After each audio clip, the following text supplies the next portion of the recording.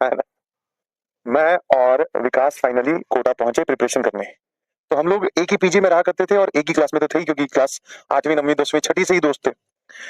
और हम वहां पहुंचे कोटा, तो एक साथ थे। तो उस टाइम पे सिस्टम क्या हुआ करता था, मतलब बहुत सारे मल्टीपल बैचेस होते थे भाई। ठीक है, बहुत सारे मल्टीपल बैचेस होते थे। जैसे मान लो क्लास 11th की अगर मैं बात करूं, तो PQRS, P1 से लेकर P10, Q1 से लेकर Q10, R1 से लेकर R10 और S1 से लेकर S10। इनिशियली एक टेस्ट हुआ करता था पहले कोचिंग में एडमिशन के लिए, है ना। पहले कोचिंग में एडमिशन लेने के लिए, हु इज विकास, विकास मेरा दोस्त है। विकास मेरे साथ क्लास 10वीं में था। फिर हम लोग एक साथ कोटा गए थे। होता ना ऐसा कि एक ही शहर से हैं, कोटा यार कभी पहले गए नहीं, तो एक ही साथ रहते हैं तो सही रहेगा, है ना। तो वहां पर जाकर हमने कोचिंग में एडमिशन लिया, टेस्ट दिया। ठीक है, टेस्ट के बेसिस पे एडमिशन होता था, ऐसा वाला सीन नहीं था, है ना। ऐसा वाला सीन नहीं था कि आप इतनी सारी, अब क्या अपॉर्चुनिटीज और ऑप्शंस बहुत सारे खुल गए हैं। तो कोई भी तुमसे कोचिंग में एडमिशन लेने के लिए वक्त कोई तुम्हें चेक नहीं करता कि तुम्हारा मतलब टेस्ट लेके तुम्हारा लेवल पता करे। अब जो टेस्ट होते हैं बेसिकली वो स्कॉलरशिप टेस्ट होते हैं, उससे तुम्हारी फीस कम हो जाएगी, तुम्हें थोड़ा डिस्काउंट मिल जाएगा। ऐसा नहीं कि तुम्हें बाहर निकाल दे, है ना। तो हम लोगों ने एंट्री ली थी शायद R5 या R6 में, मतलब पीछे से ये सब देखो, ये सब टॉप बैच था, मतलब इसमें से रैंकर्स निकलते थे। और मतलब S10 से लेकर P1 तक के आप ऐसे एक इंक्रीजिंग ऑर्डर बना लीजिए, इसमें सारे टॉपर्स, इसमें सारे मतलब जिनके अच्छे मार्क्स नहीं आए या फिर बैक बेंचर्स। तो हम दोनों की एंट्री हुई थी शायद R वाले में, मैं R5 में था, वो R6 में था, या मैं R6 में था, वो R5 में था। क्योंकि हमने टेस्ट वेस्ट दिया था सीधा ही, कोई प्रिपरेशन की नहीं थी। फिर ऐसा होता है कि शफलिंग करके आप ऊपर की ओर मूव करोगे, मतलब जितना आपका ये, आप यहां से निकलकर इस लाइन में आओगे Q10, फिर ऊपर ऊपर ऊपर, फिर ऐसे शफलिंग के बेसिस पे आपके टेस्ट के मतलब जैसे जैसे आपके मार्क्स अच्छे आएंगे वैसे वैसे आप, रैंक अच्छी आएगी वैसे वैसे आप ऊपर की तरफ बढ़ते जाओगे। ठीक है ना। तो हम लोग पहुंच गए, क्यू वाली लाइन में पहुंच गए थे इन द मिड, मतलब 3 टेस्ट के बाद में हम लोग क्यू वाली लाइन में पहुंच गए थे अच्छा सारा परफॉर्म करके। और इतना कुछ ज्यादा आइडिया भी नहीं था, जैसे तुम लोग नए बच्चे हो, वैसे हमें भी नहीं पता था कि यार 10th बोर्ड ही पढ़ा है, उसके बाद प्रिपरेशन क्या होती है, इतने लंबे लंबे लेक्चर्स और DPP नोट्स, क्लास टेस्ट, पता नहीं क्या क्या। बट हम लोग ठीक ठाक इंप्रूव कर रहे थे, तो ऊपर पहुंच गए। तो जब हम इस वाले बैच में पहुंचे ना, क्यू में, क्यू वाले बैच मतलब क्यू वाले शायद Q3 की बात है, हाँ ये Q2 में हम पहुंच गए थे। दोनों एक ही बैच में पहुंच गए, तो दोनों खुश हो गए भाई कि वैसे तो हम लोग कोचिंग से मतलब एक ही पीजी है, फिर साइकिल पे भी एक साथ आ रहे हैं, बस कोचिंग में एंट्री करने के बाद में वो अलग क्लास में जा रहा है, मैं अलग, अलग क्लास में जा रहा हूँ। तो वैसे हम अलग अलग ही थे, फिर हमारा बैच सेम हो गया, हम खुश हो गए भाई, है ना। फिर एक मैथ्स का टेस्ट हुआ। ठीक है, सिर्फ मैथ्स का टेस्ट हुआ, एक टेस्ट हुआ सिर्फ मैथ्स का, और वो भी PNC का। अब मैथ्स अपनी शुरू से ही अच्छी थी, मैथ्स का टेस्ट हुआ ना, तो उसमें भी शफलिंग वैसे तो होना चाहिए था एक्चुअल में, तो कि सारे टेस्ट के सब्जेक्ट्स, सारे सब्जेक्ट्स के मार्क्स मिला के एवरेज के बेसिस पे आपकी शफलिंग होनी चाहिए।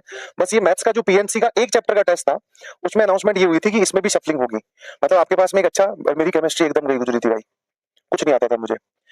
तो ऐसा अनाउंसमेंट जब हुआ ना कि आप इस मैथ्स के टेस्ट के बेसिस पे भी आप ऊपर मूव कर सकते हो, सबका ड्रीम रहता है कि हमें इस वाली लाइन में जाकर पढ़ना है यार, ये टॉप बैचेस है ना, ऐसा माहौल बना रहता है, टॉप कंटेंट होता है, ये होता है वो होता है। तो मैं खुश हो गया भाई। PNC क्या है, permutation and combination, class 11th का चैप्टर है, आगे चल के हम लोग पढ़ेंगे। तो PNC नाम का टेस्ट अनाउंस हुआ ना, मेरे को तो मैथ्स में वैसे ही मजे आते थे। विकास की मैथ्स थोड़ी सी गड़बड़ थी, उसकी केमिस्ट्री फिजिक्स बहुत अच्छी थी, और या फिर मतलब अच्छी भी होगी तो मेरी जितनी अच्छी नहीं थी। तो मेरे को एक क्लियर कट पिक्चर दिख रही थी कि मैं यहां से निकलकर यहां कहीं एंट्री ले लूंगा, मतलब 8-10 बैचेस का तो जंप मैं मार ही दूंगा, और ये मेरे पास एक अच्छा मौका है ना। तो टेस्ट हुआ, प्रिपरेशन की, वही हुआ। मैं यहां से निकल के चला गया सीधा P7 में। ठीक है, Q2 से P7, Q2 Q1 P10 P8 P7, मतलब 5 बैचेस का तो जंप मैंने मार दिया, P7 में था। और विकास भैया जो है उस टेस्ट में स्कोर, क्योंकि इसमें क्या बहुत ही रैंडम स्कोर्स गए, तो नीचे वाले बैच में आ गए, शायद Q5 में आ गए या पता नहीं Q8 में आ गया, ऐसा कुछ हुआ, है ना। अब देखो दोस्तों के बीच में भी कहीं ना कहीं यार, ये जैसे एक कोई आगे निकल जाए दूसरा पीछे रह जाए, वरना वरना हम एक ही पॉइंट पे साथ में थे, है ना। तो कहीं ना कहीं मैं जेलसी तो नहीं बोलूंगा, पर कहीं ना कहीं मन में तो रहता है यार ये आगे निकल गया, मुझे इसकी बराबरी करनी है, ऐसा कुछ, है ना। तो अब हम PG से साथ में आना, स्टाफ रूम में, मतलब स्टाफ रूम में क्या, कोचिंग में साथ में जाना। अब जैसे ये P में गया ना, तो P वाले की क्लासेस क्या होती थी, पूरी बिल्डिंग थी टोटल 7 फ्लोर्स की। जो P वाले बैचेस थे ना वो यहाँ लगते थे, यहाँ पर P, फिर कुछ P के बैचेस बच गए तो वो यहाँ, फिर यहाँ पर Q, फिर R, फिर S। मतलब आपको फिजिकली भी टॉर्चर किया जाता था, अगर आपके मार्क्स अच्छे नहीं है, आप पीछे वाले बैचेस में हो, तो आपकी क्लासेस टॉप मोस्ट लेवल पे लगेगी, और उस टाइम पे लिफ्ट विफ्ट कुछ नहीं होते, रैंप होते थे, चल चल के जाना है, मतलब 4वीं 5वीं फ्लोर तक। तो भैया की क्लास लगने लगी शायद थर्ड फ्लोर पे आर वाले में ही, क्योंकि कुछ क्यू के बैचेस को आर में भी शिफ्ट कर रखा था वहां पे, मतलब उस फ्लोर पे भी लगती थी। तो जनरली हमारा क्या होता था, हम लोग एक ही साथ बैठते थे, फ्लोर वाइज कैंटीन हुआ करती, क्योंकि बच्चे बहुत थे, तो हर फ्लोर पे कैंटीन, वहां पे एक साथ जाना, आपस में सवाल ववाल डिस्कस करना। और अब क्या होने लगा, अब हम ब्रेक में भी मिल नहीं पा रहे थे, क्योंकि इन दोनों फ्लोर्स के बीच में, और ब्रेक होता है 15 मिनट का, जिसमें आप टॉयलेट वगैरह भी जाते हो या कुछ खाना भी होता है, और उसके बाद में आप 2 फ्लोर ऊपर जाकर, या कोई 2 फ्लोर ऊपर वाला दोस्त आपका नीचे आकर आपसे मिलके फिर अपनी क्लास में वापस चला जाए, that is not possible. Lift वगैरह है नहीं, रैंप से जाना पड़ता था, और खूब भीड़ भी रहती थी।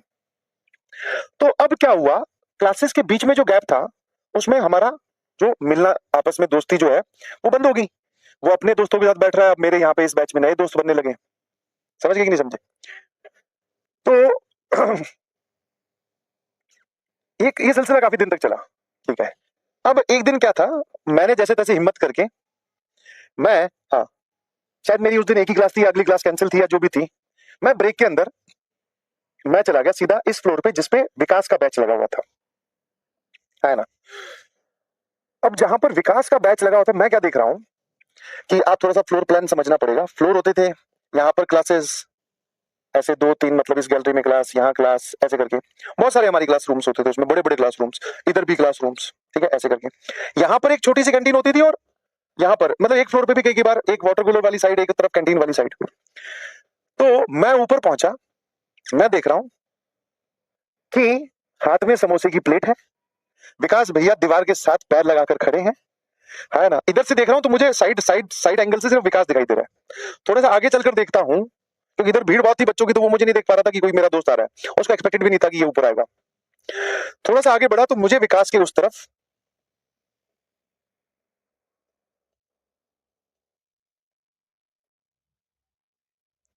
और दोनों के हाथ में समोसे।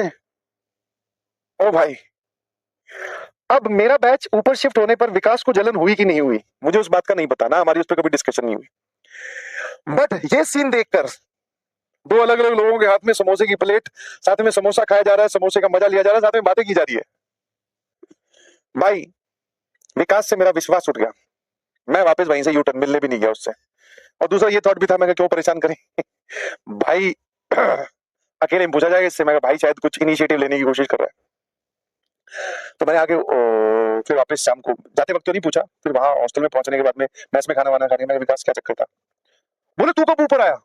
अरे मैं नहीं, वो मेरे को एक दोस्त बता रहा था, पीजी के और भी तो बहुत सारे लड़के पढ़ते हैं, मैं वो बता रहा था। अरे वो झूठ बोल रहा है। मैं कहा ठीक है, अब इसको रंगे हाथों पकड़ा जाएगा। फिर वापस वही, अच्छा एक सीन ये हुआ करता था कि जब आप कोचिंग में घुस रहे हो तो एक लंबी सी डेस्क रखी है जिसपे डीपीपीज रखी हुई है, डीपीपीज रखी हुई है, आपको वहां से पिक करनी है और अंदर चले जाना है ना। डीपीपी पिक करनी है और आपको मतलब अपनी क्लासेस में चले जाओ।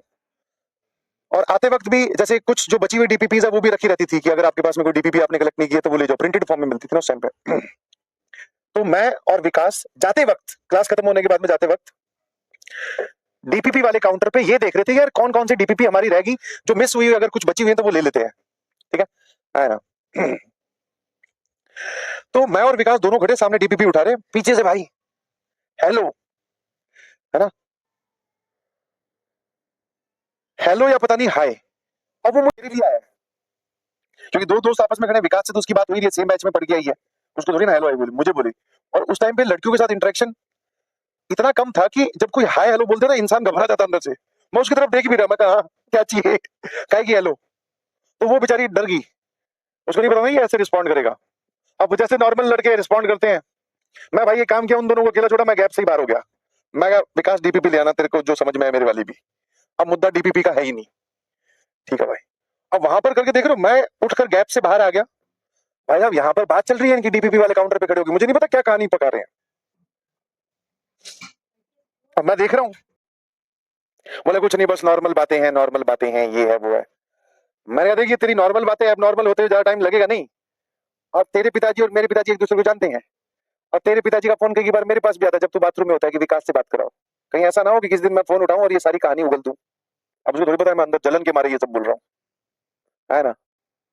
मैं भाई ये नहीं चलेगा, पढ़ाई भी ध्यान दे, सबसे बढ़िया हथियार है, पढ़ाई भी ध्यान दे।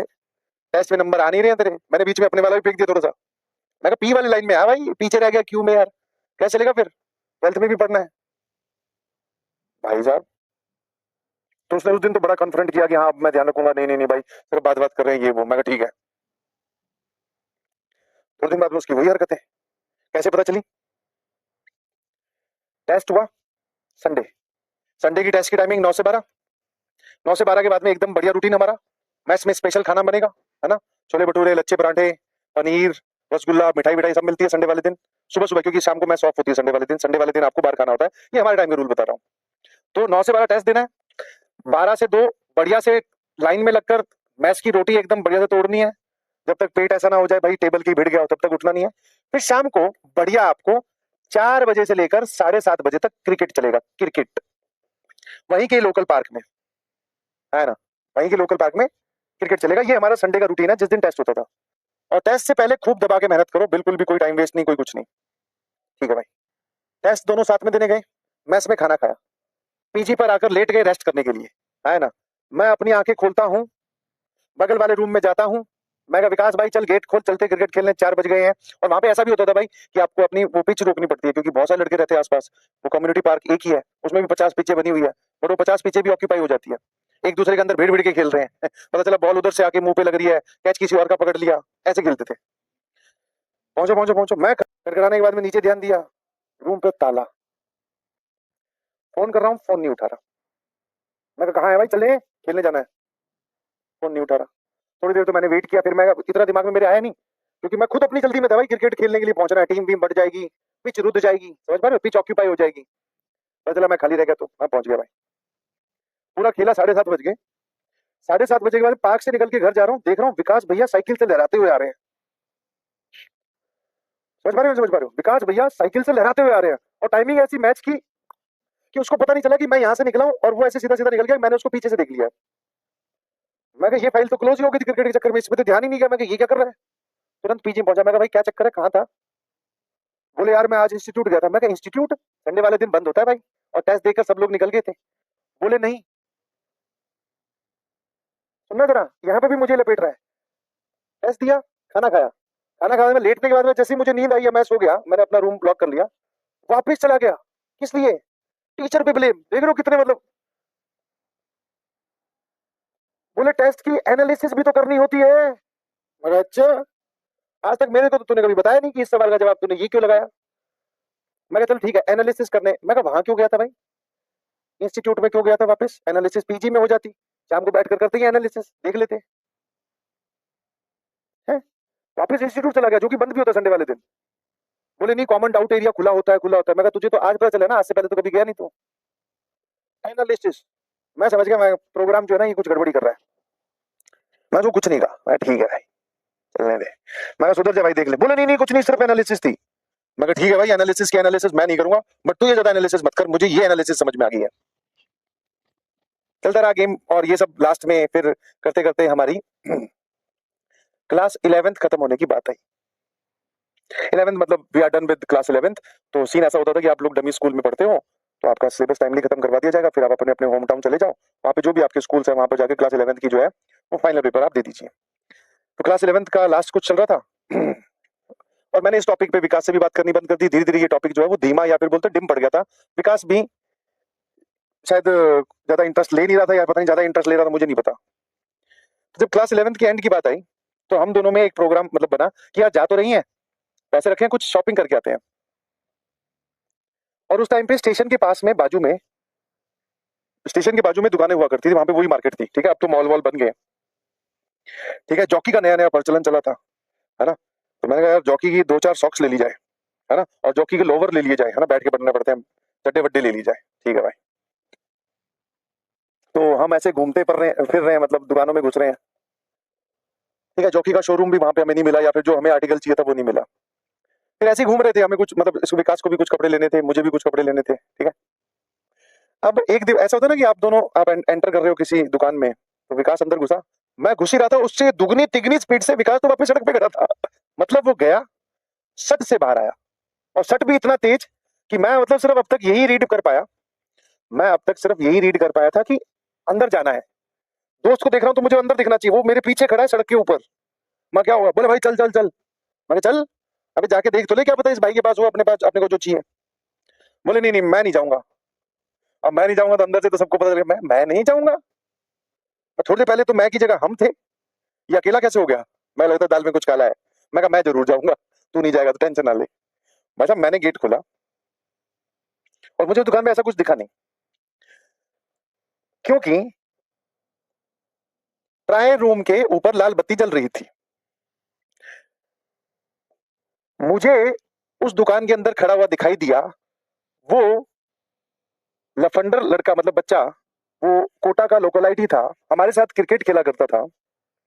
लोकलाइट ही था, हमारे साथ क्रिकेट खेला करता था। आर्ट्स का स्टूडेंट था, जेई और नीट से कोई लेना देना नहीं।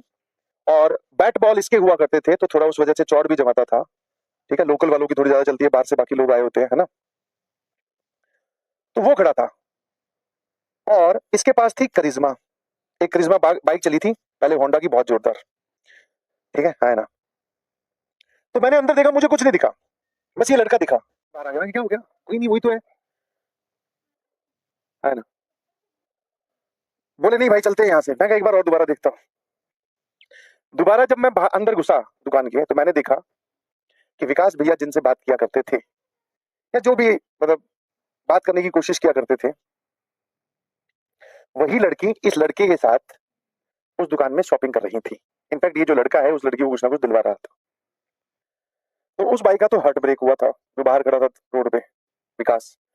मेरा मूड ब्रेक हुआ था। मैं कहा ये नहीं यार, मैं कहा क्या हो गया आजकल की लड़कियों को। तो भाई अब उसके बाद में मैं ही जानता हूँ कि विकास को मैं कैसे समझाकर ऑटो से घर लेके गया हूँ, पीजी में। फिर पीजी से हम लोग टिकट बुक करवाने घर की, फिर वहां गए हैं बस स्टैंड, फिर टिकट बुक करवा के वापस घर आए हैं। ना कुछ खा रहा है, ना कुछ बोल रहा है, आंखों से आंसू गिर नहीं रहे हैं, बट उदास है। आगे क्लास 12th की प्लानिंग कर रहा है। बोले अब तो रैंक लानी ही लानी है। मैं कहा अब तो क्या मतलब है, पहले नहीं लानी थी क्या? बोले अब तो लानी ही लानी है। मैं कहा अच्छा ठीक है भाई, अब तो ले आएंगे। पर बीच बीच में मतलब रैंक वैंक के बीच में अपने भी लतूफे छोड़ दे रहे हैं। बोले यार ये लड़कियों को भाई क्या पसंद होता है। मैं कहा यार ये मुझे कैसे पता, मैं कोई लड़की थोड़ी हूँ। तो फिर मैं, वो दो ही चीजें थी, या तो मैं अपने दोस्त के बीच बीच में मजे ले लूं, या फिर दोस्त को, दोनों काम करने पड़ते हैं आपको, बीइंग ए फ्रेंड मजे भी लेने होते हैं। आप मजे नहीं लोगे, कौन लेगा। फिर सपोर्ट भी करना होता है इमोशनली। इमोशनली बीच बीच में कहा लड़कियों को पसंद तो नहीं होता शायद, फिर सपोर्ट भी करना होता है इमोशनली। इमोशनली बीच बीच में कहा लड़कियों को पसंद तो नहीं होता शायद, अभी मैं कतरा पसंद होता है शायद यार उनको। हाँ, वो क्या है लड़का, वो सिर्फ करिश्मा ही तो है उसके पास। बोले नहीं नहीं भाई वैसे जनरल बात कर रहा हूँ। मैं जनरल बात तो मैं कर नहीं सकता यार, मुझे पता नहीं ना, लड़कियों से इंटरेक्शन नहीं है मेरा। तो भाई साहब विकास जी को फिर हम साथ में ही बस में वापस अपने होम टाउन गए, पेपर भी सेम स्कूल में देने थे। विकास थोड़े दिन तक थोड़ा उदास रहा, जिसमें मेरा रोल भी कभी कभी मोटिवेट करने में था और कभी कभी डीमोटिवेट करने में था। मैं कहा हाँ, मैं भी बीच में मुझे ले रहा, मैं कहा अंकल को बताऊंगा। मैं कहा ये इसी उम्र में ही आपने पढ़ने भेजा था, ये देखो क्या काम कर रहा है। और फिर मैंने ये लाइन बोल के अगली लाइन सुनो मेरी। मैं कहा फिर अब अंकल को क्या ही बताऊंगा, अब तो कुछ रहा ही नहीं। समझ में आया कि नहीं समझ में आया? फिर हम क्लास 12th में गए, फिर आगे बढ़े। पर फिर वही है ना, ये सब छोटी मोटी बातें इनको इग्नोर ही हो जाती है धीरे धीरे। फिर कुछ नहीं, एक दिन बैठ के संडे वाले दिन क्रिकेट खेले, विकास के चेहरे पे फिर से वही स्माइल, बस बिंदास। फिर क्लास 12th में गए, क्लास 12th में हमें वो लड़की दिखी नहीं।